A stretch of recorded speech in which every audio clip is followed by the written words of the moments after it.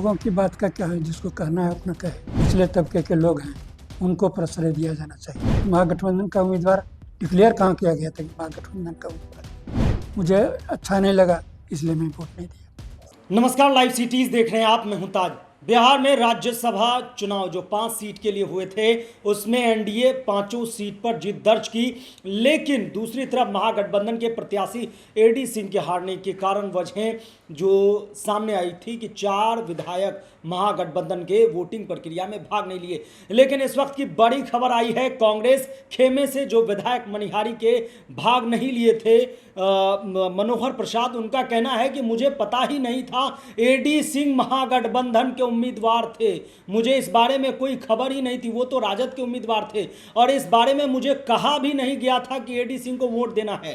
क्या कुछ कह रहे हैं कांग्रेस के जो विधायक, पहले आप वो सुनिए। राज्यसभा चुनाव में आपने हिस्सा नहीं लिया और कई लोग कई तरह की बातें कर रहे हैं, तो मेन रीजन क्या रहा कि आपने वोटिंग में हिस्सा नहीं लिया? लोगों की बात का क्या है, जिसको कहना है अपना कहे। उनको कहने के लिए कोई रोक नहीं सकता है, न कोई उसको मना कर सकता है। मैं सिद्धांत पर काम करता हूँ और मेरा सिद्धांत है जो निचले तबके के लोग हैं, उनको प्रश्रय दिया जाना चाहिए। और जो जो लोग आप बोल रहे हैं कि महागठबंधन का जो उम्मीदवार दिया गया, तो महागठबंधन का उम्मीदवार डिक्लेयर कहाँ किया गया था कि महागठबंधन का उम्मीदवार है? तो आरजेडी का उम्मीदवार था, तो हम लोग को तो नहीं कहा गया भाई महागठबंधन का उम्मीदवार है। दूसरी बात है कि जो उम्मीदवार थे वह हम लोगों के सिद्धांत के अनुरूप नहीं थे, इसलिए मैंने वोट नहीं दिया। सर, गठबंधन धर्म को लेकर बात सामने आ रही है कि अन्य और भी विधायक थे, उन्हें भी कुछ समस्या हो सकती थी, लेकिन उन्होंने पार्टी को आगे रखा और वोटिंग की। वो तो अपनी अपनी पहुँच है, अपनी अपनी अपना अपना काम है, उसको दूसरे के लिए मैं क्या बोल सकता हूँ।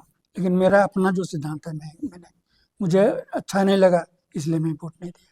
सर, वोटिंग नहीं करने के लिए क्या पक्ष या विपक्ष किसी भी तरफ से आप पर कोई दबाव या प्रलोभन की कुछ बात सामने कोई ऐसी बात दबाव प्रलोभन की बात नहीं, और बस कौन छिपी रहेगी। तो आपने सुना, वो साफ साफ कहते हुए नजर आ रहे हैं कि उम्मीदवार मन के मुताबिक नहीं था। कांग्रेस के बाकी विधायकों ने जो वोट दिया उसकी अपनी मर्जी होगी। बाकी पैसे के खेल पर जब सवाल किए गए तो उन्होंने कहा कि दुनिया या जो बोले, जिसको जो बोलना है बोलता रहे, हम उसको रोकने भी नहीं जाएंगे और हम लोगों का नहीं सुना गया। जो उम्मीदवार था वो अपने मन से दिया गया। निचले तबके का, उसका कहना है कि निचले तबके का कोई उम्मीदवार नहीं दिया गया, इसलिए हमने वोटिंग प्रक्रिया में भाग नहीं ली।